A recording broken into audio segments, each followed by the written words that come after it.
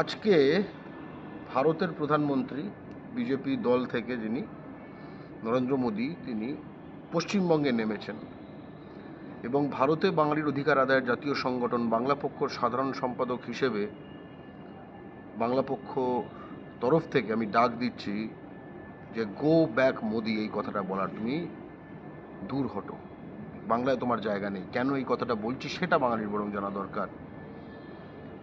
প্রধানমন্ত্রী নরেন্দ্র মোদীর প্রধানমন্ত্রিত্বকালে পশ্চিমবঙ্গের বাঙালিকে হিন্দু মুসলমান নির্বিশেষে ভারতে বিজেপি শাসিত রাজ্যগুলিতে বাংলাদেশি বলে অকথ্য অত্যাচার করা হচ্ছে এবং সেই অত্যাচার পর্যায়ক্রমে বাড়ছে এবং সে সম্বন্ধে নরেন্দ্র মোদী একটুও মুখ খোলেননি। মুখ খোলা তো দূরের কথা, এগুলো তাদের নির্দেশে হচ্ছে, কারণ তারা পশ্চিমবঙ্গের বাঙালি জাতিকে ভারতবর্ষে একদম কোণঠাসা করে আসলে ধ্বংস করে দিতে চান। তাই গো ব্যাক মোদি। হুগলির চুঁচুড়োর দেবাশিস দাস হিন্দু বাঙালি ছেলে, সে আসামে গেছিল একখানা কাজে।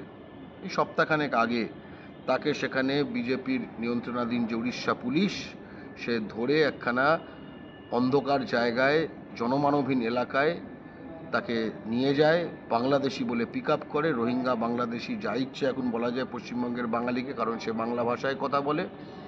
তাকে মারে পেটে, তার কোনো বাড়িতে ফোনও করতে দেয় না। তারপরে যখন পশ্চিমবঙ্গে এটা নিয়ে বড় নাড়াচাড়া হয় তখন ছেড়ে দিতে বাধ্য হয়।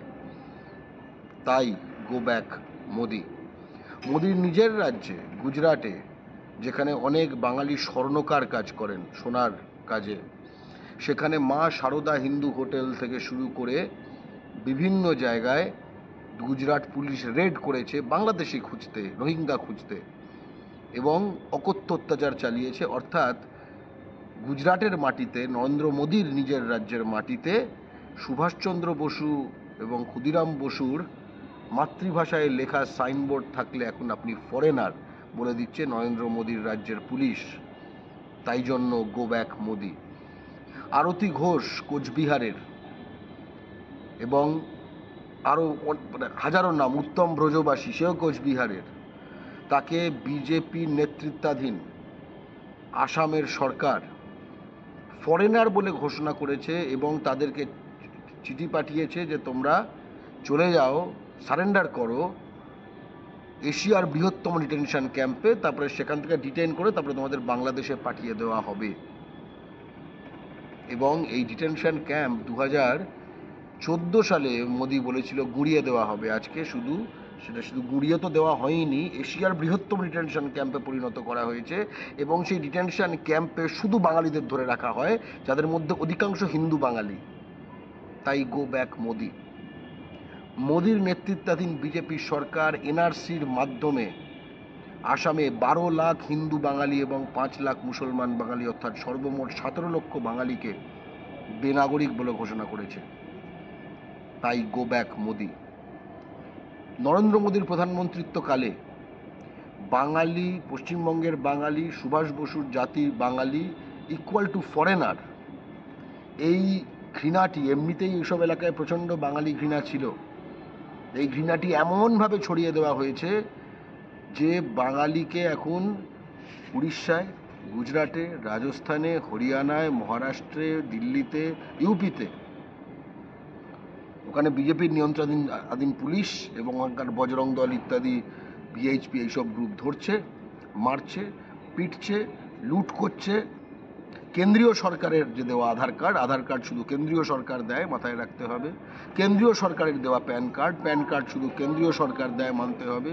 কেন্দ্রীয় সরকারের ইলেকশন কমিশনের দেওয়া ভোটার কার্ড, বুঝতে হবে যেটা শুধু ইলেকশন কমিশন দেয়, সেগুলোকে বলছে এগুলোর কোনো ভ্যালু নেই। এবং তারপরে তাদের হয় পিটিয়ে পাঠিয়ে দেওয়া হচ্ছে বাস স্টপে বা রেল স্টেশনে, যে ভাগ সালা বাঙালি আর ওয়াপাস নেই আয়েগা, আর ফেরত আসবি না।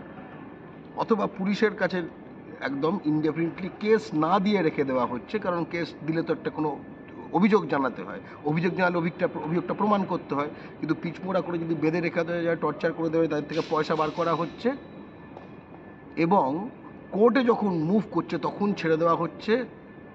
এমনকি কিছু কিছু ক্ষেত্রে পশ্চিমবঙ্গের বাঙালি, হয় তারা পূর্ব বর্ধমান জেলার, নয়তো তারা মুর্শিদাবাদ জেলার, বিভিন্ন জেলার, তাদেরকে একদম এই বিজেপি শাসিত রাজ্যের পুলিশ ট্রান্সফার করেছে বিএসএফের কাছে। তারপরে ত্রিপুরার আখাউড়া বর্ডার থেকে তাদের পুশ ইন করা হয়েছে বাংলাদেশে। পূর্ব বর্ধমানের লোক, সে বাংলাদেশের জানে না, এবং তারপরে যখন কেস করে বোঝা যাচ্ছে সে আসলে ভারতীয়, তখন বিএসএফ তাকে ফেরত নিতে বাধ্য করেছে। অর্থাৎ এই পুরো প্রক্রিয়ায় আসলে ভারতে পশ্চিমবঙ্গের বাঙালিদের অপহরণ করে ফরেনার বলে অন্য রাজ্যে ঠেলে দেওয়া হচ্ছে। এবং এ নিয়ে এটা পুরো ঘটছে নরেন্দ্র মোদীর নিজস্ব নির্দেশনায়।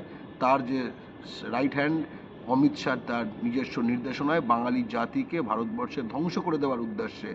তাই গো ব্যাক মোদি।